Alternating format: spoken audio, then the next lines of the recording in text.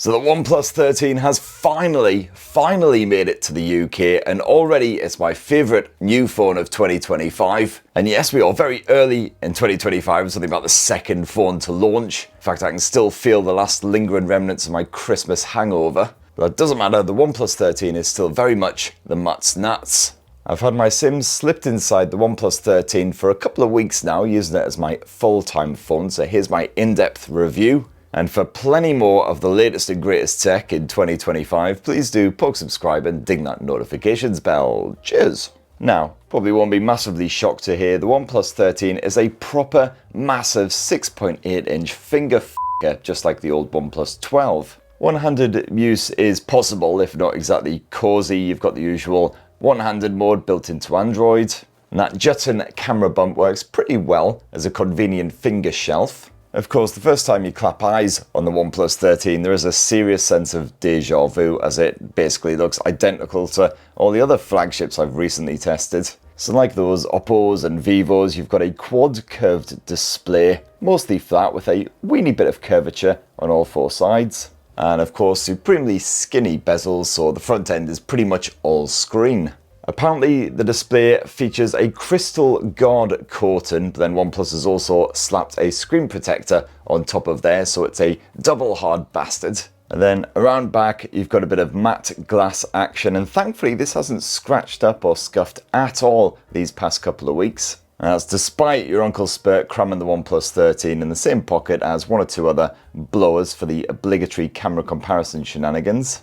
And I've got to admit, when the OnePlus 13 first launched over in China, my immediate reaction to seeing the press images was not exactly positive. The problem is the OnePlus 12 was an absolute stone cold stunner, and the OnePlus 13 by comparison didn't look quite so hot. And swapping from the OnePlus 12 to the OnePlus 13 would kind of feel like dating Chris Evans and then dumping him for the other Chris Evans. But thankfully, I do think the OnePlus 13 looks a lot more attractive in the flesh, or at least in this lovely crisp white finish. This right here is the Arctic Dawn model, and I certainly personally reckon it's the looker of the bunch. Certainly a lot more so than that vegan-y, leathery blue jobby. And more good news on the hardiness front as well, because the OnePlus 13 is IP69 rated, so not only can it be fully submerged in the drink, but also it's quite happy to be blasted full on in the face with hot liquid jets, which I guess means your mum is also IP69 rated. Now, to unlock your OnePlus 13, you do actually have an in-display ultrasonic fingerprint sensor, so this can accurately map your thumbprint in 3D, and as you can see there, absolutely no issues whatsoever. Even if I'm just unlocking it with the edge of my thumb, always seems to respond well. And it doesn't seem to matter how oily or dry or damp my thumbs are. I think I've literally had 2 or 3 times where it struggled to identify my thumb on the first go, and even then the second time always worked. And of course you do always have a bit of reliable face unlock action as a backup. And OnePlus reckons that this blower has the same AquaTouch smarts as the Nord 4, so basically when the screen is quite moist, it's still responsive enough to use. And I've found that once or twice it's not really been the case. One time when I was in the bath, for instance, I really struggled just to change tracks in Spotify. Having a nice relaxing bubbly bath and enjoying some Knocked Loose, as you do. But if you happen to be outside and it's raining, as it's occasionally known to do here in Blighty, then generally it'll be alright. There is also a gloves mode which you have to activate inside of the settings. You can use gloves with the screen. It seems to work quite well just with the usual sort of cottony mittens. So good news for all you Southern Nancies. Now on the software side, you do of course get the latest, freshest OxygenOS 15, lovingly dolloped on top of a bit of Android 15. Now I have already spanked out a big old video all about OxygenOS 15, so go check that out if you want a more in-depth look at some of the new features and snazzy spangly new bits. But if you can't be bothered with all of that, and who would blame you, then the TLDR version is basically f me, I love it. And yes, feel free to use that in your adverts, OnePlus, slap it on the side of a bus or whatever. I mean, OxygenOS 15 is lighter than previous versions, it's astonishingly fluid, and it's plugged full of great features which really help to enhance the overall Android experience. And of course, it's been stuffed full of the obligatory AI smart arsery. So for example, your typical global search has now been replaced with intelligent search, which can actually scour all of the documents that you have stored on your phone. And that's great news if, like me, you download dozens and dozens of documents every week. Itineraries, reviewers' guides, all kinds of shenanigans I end up on my phone. And of course, do I ever delete them when I'm done with them? Do our bollocks. And I found this generally works pretty well for PDFs. So for instance, I've downloaded my daughter's recommended reading list from school. I need to get her a book, but I can't remember who wrote it. Just search for who wrote the day war came and it should pop right up. Boom. However, intelligent search, certainly in my experience, seems to struggle a bit more with image files like JPEGs. It's still very early doors. This feature literally just ticked onto my phone a couple of days ago, so I'm going to do a lot more testing with it. But certainly for myself, could be a feature that's very helpful indeed, similar to the Screenshots app on the Pixel phones. And of course, all the classics are back, including, yes, a good bit of circle to search action, bit of Gemini naturally. And apparently the OnePlus 13 can scan paper boarding passes and add those automatically to your Google Wallet. And then of course you've got all the classic OxygenOS / OnePlus-y features like the good old alert slider on the edge here, which I still ruddy adore. And occasionally I'll accidentally flick it into silent mode when I don't mean to. And you've also got the lovely Zen space when you just want the entire world to shut the ruddy hell up. And oh yes, those fantastically depressing always on displays, which remind you every time you pick up your phone that we are murdering the living shit out of cute wee animal type folk. And apparently we can look forward to OnePlus's excellent open canvas multitasking setup, which is coming to the OnePlus 13 in an update soon. That's the same nifty arrangement you had on the foldable OnePlus Open in order to use multiple apps all at the same time without cluttering up your screen. So overall, yeah, absolutely adoring the software experience here on the OnePlus 13 after a couple of weeks of use. Although when it comes to the software updates, the OnePlus 13 not quite as good as some of its rivals. We're guaranteed 4 Android OS updates and then 6 years of security patching. So certainly not a bad effort by any means, just not quite as competitive as the likes of Samsung and Google, who are offering a full 7 years of software support. I've certainly got bugger all complaints when it comes to that 6.82-inch OLED screen. It is a bit tasty.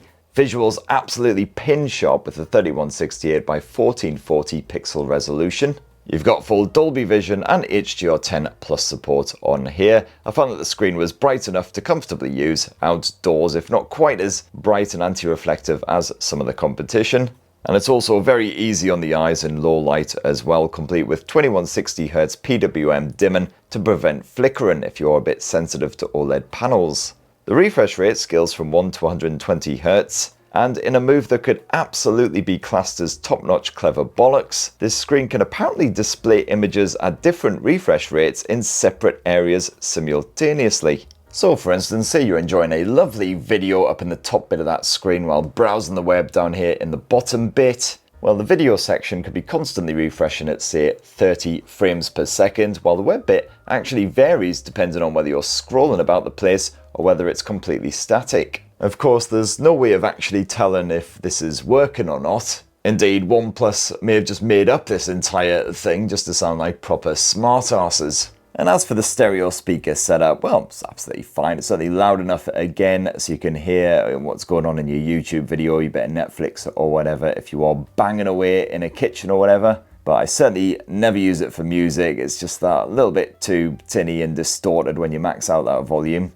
Now let's have a shufty at the performance, and OnePlus decided to go with Qualcomm's Snapdragon 8 Elite, one of the most powerful mobile chipsets around right now, rather than some rivals like Oppo who went for the MediaTek Dimensity 9400 instead.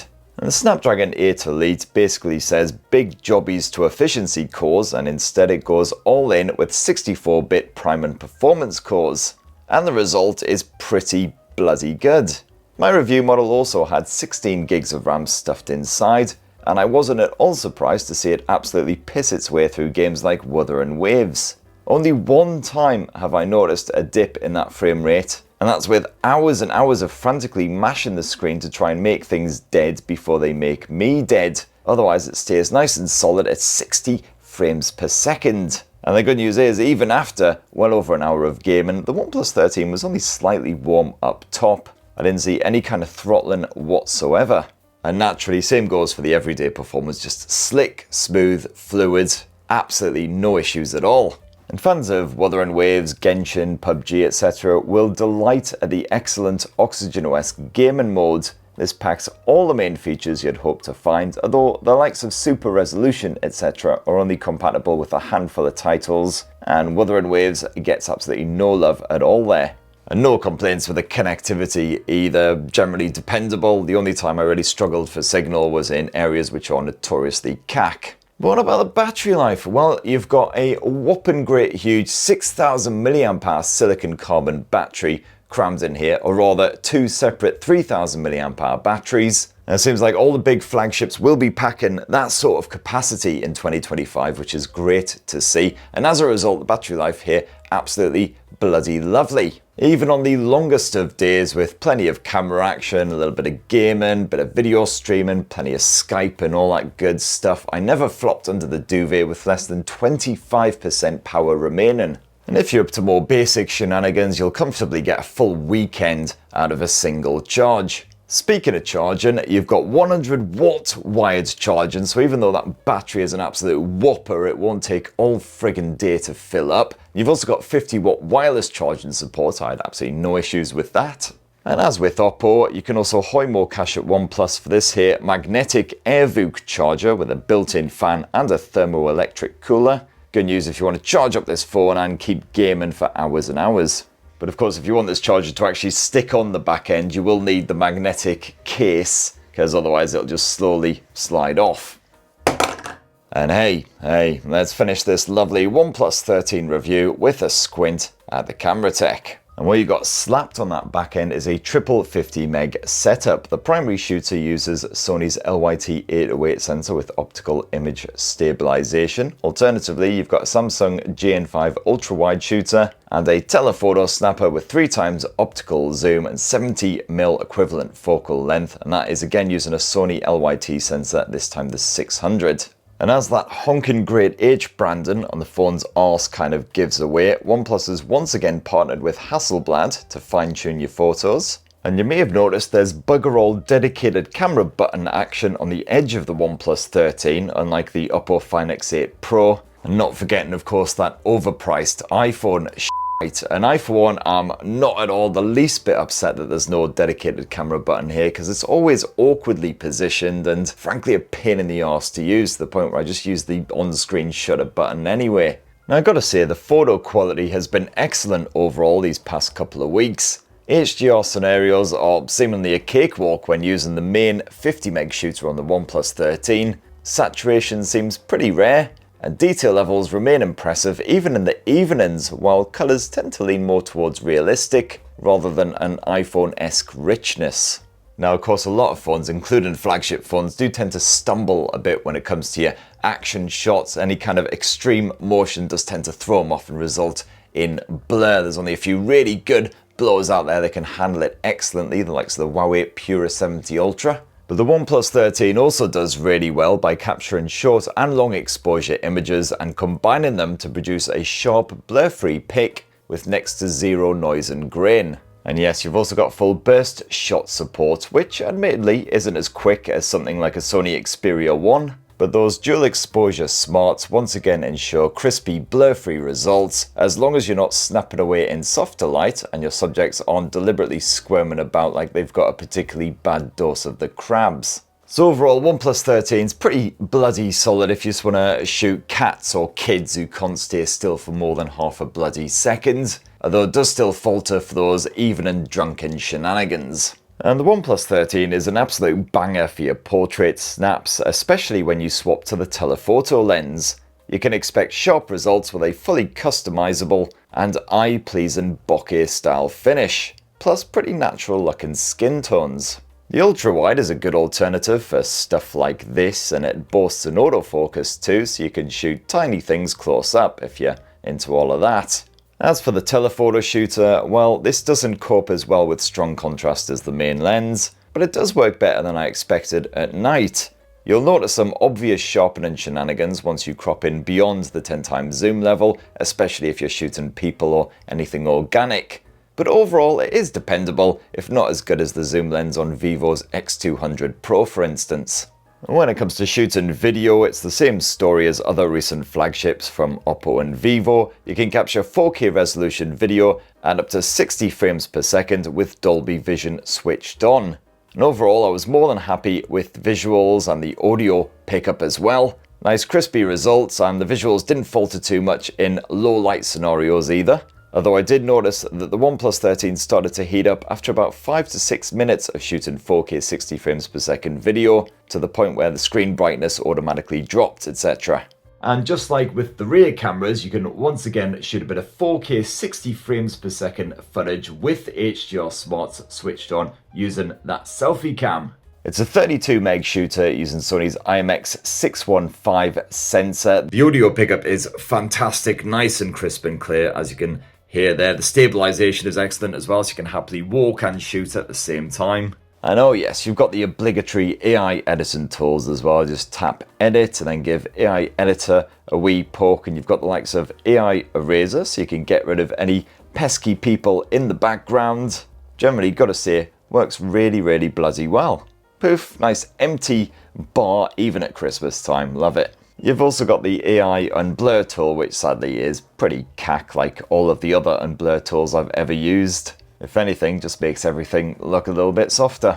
There's also the reflection eraser, which is quite handy if you're shooting something through glass, although not always entirely on point. As you can see, there's still a bit of a ghost image of the reflection of my phone as I'm taking this picture through glass. And also, if you want to crop into an image rather than using the telephoto shooter, where you can then run the cropped image through the AI Detail Boost tool, which basically just helps to sharpen things up using the usual AI shenanigans. Of course, the final image has quite clearly been sharpened, but it does make a difference. And there you have it, my lovelies. That is my full, final, frank review of the OnePlus 13 after using it as my full-time blower for a couple of weeks now. And I gotta say, I ruddy adore it. I would quite happily have my Sims stashed in there forever. That is if there weren't about a half dozen other phones that I need to bloody review now. Yeah, the camera tech isn't quite up there with the very best of them, of course, but it'll certainly absolutely do most people a solid, especially if you want to shoot lots of snaps of the family, your pets, whatever. And everything else is top tier stuff. OxygenOS just so lovely and wonderful, packed with great features and feels really slick and fluid, very satisfying to use. Battery life is brilliant, the performance has been excellent. As I say, the only time it seems to really slightly heat up is if you're absolutely rinsing the 4K 60 frames per second HDR on that camera. So yeah, good times all round. Anyway, that's what I reckon of the OnePlus 13. It'd be great to hear your thoughts down in the comments below. Please do poke subscribe and ding that notifications bell for more on the latest and greatest tech, and have yourselves a ruddy, wonderful rest of the week. Cheers everyone, love you.